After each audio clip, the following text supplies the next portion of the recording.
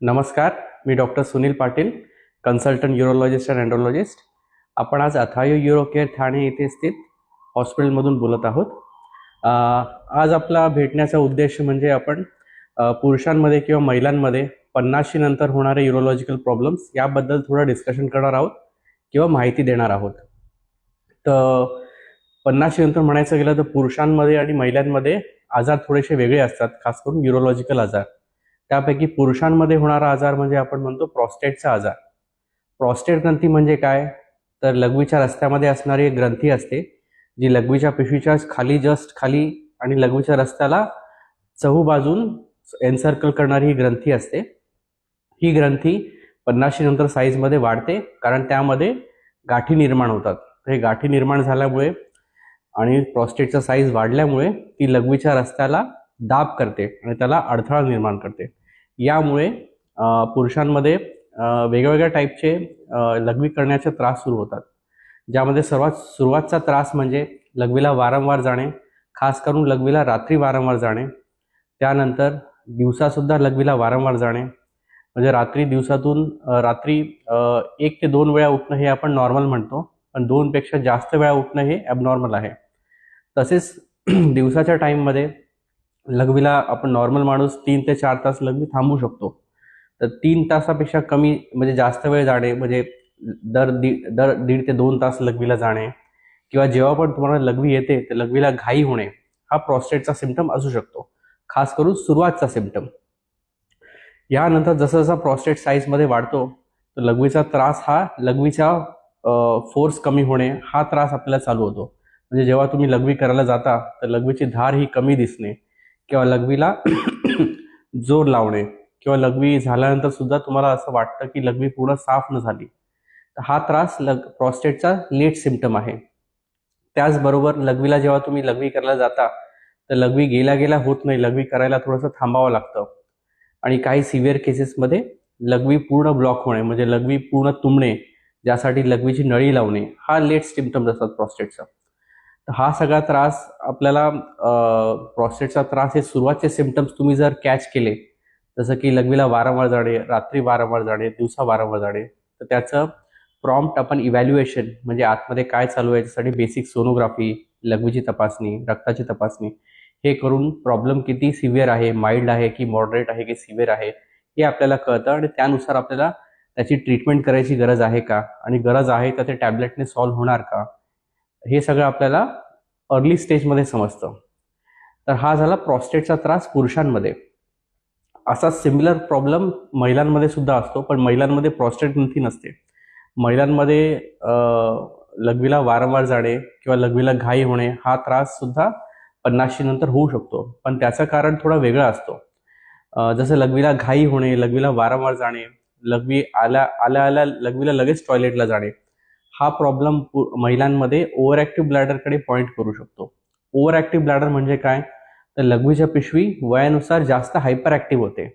म्हणजे ती आतमध्ये 150-200 ml जरी लघवी भरली की त्याला लघवी बाहेर फेकण्याचं ट्राय करते. तर हे लघवी ची पिशवी ओव्हर ॲक्टिव्ह होण्याचं कारण वयानुसारही होऊ शकतो किंवा काही आजारांमुळे असू शकतो. हा प्रॉब्लेम यंग एजमध्ये सुद्धा दिसतो आणि ओल्ड एजमध्ये सुद्धा दिसतो. एक कॉमन प्रॉब्लेम म्हणजे काही लोकांना मेंटल स्ट्रेस, फिजिकल किंवा मेंटल स्ट्रेस असतो, अँझायटी असतो, त्यामुळे सुद्धा ओव्हर ॲक्टिव्ह ब्लॅडर होऊ शकतो. किंवा वयानुसार जे ब्लॅडरमध्ये लघवीच्या पिशवीच्या वॉलमध्ये जे चेंजेस होतात त्यामुळे सुद्धा ब्लॅडर ओव्हर ॲक्टिव्ह होतो. तर असा जर प्रॉब्लेम तुम्हाला असेल तर त्यासाठी सिंपल उपाय असतात, म्हणजे बेसिकली सिंपल इव्हॅल्युएशन असतो, ज्याच्यामध्ये सोनोग्राफी, लघवीची तपासणी असते, आणि त्या रिपोर्टनुसार आपण बेसिक ट्रीटमेंट, म्हणजे खूप सोपी ट्रीटमेंट असते, ज्यामध्ये आपण फिजिओथेरपीचे एक्सरसाइजेस शिकवतो. खालच्या लघवीच्या रस्त्याचे पेल्विक फ्लोअर मसल म्हणतो, त्याचे एक्सरसाइजेस आपण शिकवतो. त्यामुळे लघवीचा जो पॅसेज असतो त्याचा स्ट्रेंथ वाढतो आणि लघवी कंट्रोल करण्याची क्षमता वाढते. त्याचबरोबर काही टॅबलेट्स असतात जे वन्स अ डे घ्यायचे असतात, त्याने सुद्धा प्रॉब्लेम कमी होण्यामध्ये हेल्प होतो. याचबरोबर काही महिलांना लघवीला लीक होणे, खास करून जेव्हा आपण खोकला करतो किंवा शिंका करतो किंवा चालतो किंवा काही वजन उचलतो, ह्यामध्ये लघवी कधी कधी लीक होते. तर ह्या आजाराला आपण स्ट्रेस युरिनरी इन्कॉन्टिनेन्स हा आजार म्हणतो. हा आजार सुद्धा 50शी नंतर कॉमन असतो. तर ह्या आजार होण्याचं कारण सुद्धा खालचे जे पेल्विक फ्लोर मसल्स असतात, जे लघवीच्या पिशवीला किंवा संडासच्या रस्त्याला सपोर्ट करतात, तर हे मसल वयानुसार वीक होतात. त्याचबरोबर ज्यांना डायबिटीज असतं, खास करून लॉंग स्टँडिंग डायबिटीज असतं, त्यामध्ये हे मसल वीक होण्याची शक्यता अजून वाढते. ते मसल वीक झाल्यामुळे जेव्हा आपण खोकला करतो किंवा शिंकतो, त्यामुळे जे आपल्या पोटाचं प्रेशर वाढतं, त्या प्रेशरमुळे जो प्रेशर लघवीच्या पिशवीवरती दाब आणतो, ते दाबामुळे लघवीला लीक होण्यासाठी जी थांबवण्याची क्षमता असते पेल्विक फ्लोर मसलमध्ये, ती कमी होते. त्यामुळे लघवीच्या पिशवीचं प्रेशर वाढलं की ती लघवीच्या रस्त्यातून इमिडिएटली लीक होते. तर हा आजार सुद्धा कॉमन असतो, खास करून डायबेटिक पेशंट्समध्ये. असं म्हटले जाते की 16% पॉप्युलेशनला हा आजार असतो, पण व्हेरियस ग्रेड्समध्ये काही लोकांना खूप माइल्ड असतं, काही लोकांना खूप सिव्हिअर असतो. पण आजार हा अनकॉमन असा नाही आहे. आणि ह्या आजाराचं ट्रीटमेंट एकदम सोपं आहे. खूप लोकांना या आजाराची जाणीव नसते किंवा खूप लोक याला नजरअंदाज करतात, बेसिकली अवॉइड करतात किंवा लक्ष देत नाही. पण या आजाराचं ट्रीटमेंट सोपं आहे. फर्स्ट लाईन ऑफ ट्रीटमेंट म्हणजे पेल्विक फ्लोर मसल फिजिओथेरपी. खालच्या मसलचे एक्सरसाइजेस तुम्ही शिका आणि ते नियमितपणे 3 ते 6 महिने तुम्ही केले की प्रॉब्लेम 80% लोकांमध्ये सॉल्व्ह होतो, खास करून ज्यांना माइल्ड किंवा मॉडरेट सिम्पटम्स असतील. पण ज्या लोकांना फिजिओथेरपी एक्सरसाइजने प्रॉब्लेम सॉल्व्ह होत नसेल किंवा ज्यांना सुरुवातीलाच खूप सिव्हिअर सिम्पटम्स असेल, तर त्या लोकांना आपण छोटंसं एक ऑपरेशन करतो, ज्याला स्लिंग सर्जरी म्हणतो. स्लिंग म्हणजे एक जाळी असते जी लघवीच्या रस्त्याच्या खालून आपण बसवतो आणि त्यामुळे लघवीच्या रस्त्याला सपोर्ट मिळतो आणि हा त्रास कमी होतो. तर हा आजार सुद्धा महिलांमध्ये कॉमन असतो, हा तुम्ही तुमच्या लक्षात असलं पाहिजे.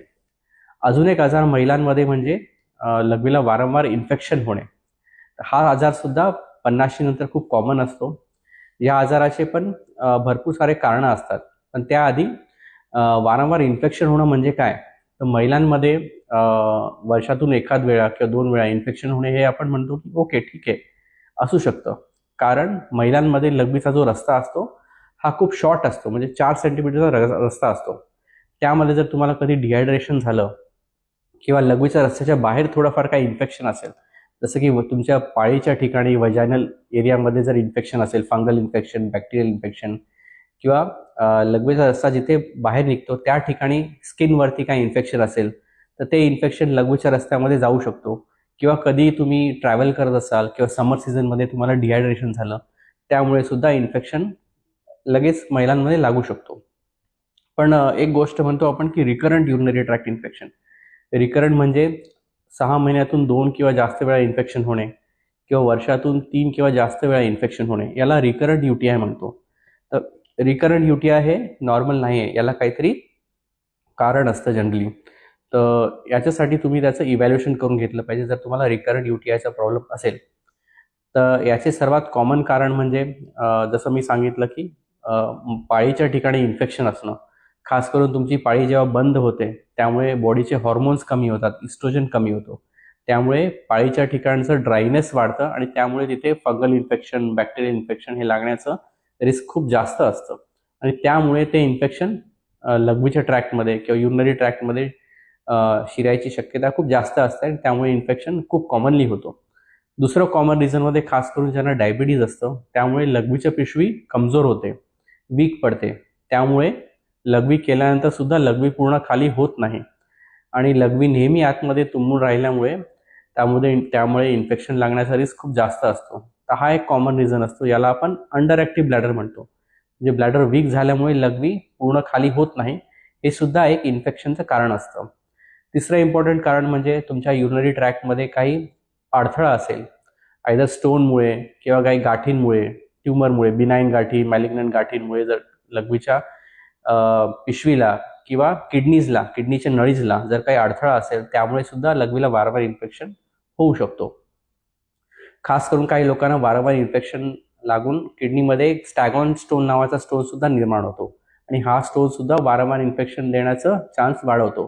हा एक विशेष सायकल असतो, म्हणजे लघवीमध्ये वारंवार इन्फेक्शन होऊन स्टोन बनतो आणि स्टोनमुळे वारंवार इन्फेक्शन होतो. हा एक विशेष सायकल सुद्धा काही लोकांमध्ये असतो, ज्याचा इव्हॅल्युएशन आपल्याला सोनोग्राफी, बेसिक एक किडनीची सोनोग्राफी केली की त्यामध्ये आपल्याला लक्षात येतं आणि त्याचे अप्रोप्रिएट ट्रीटमेंट केलं तर इन्फेक्शन रिस्क खूप कमी होतो.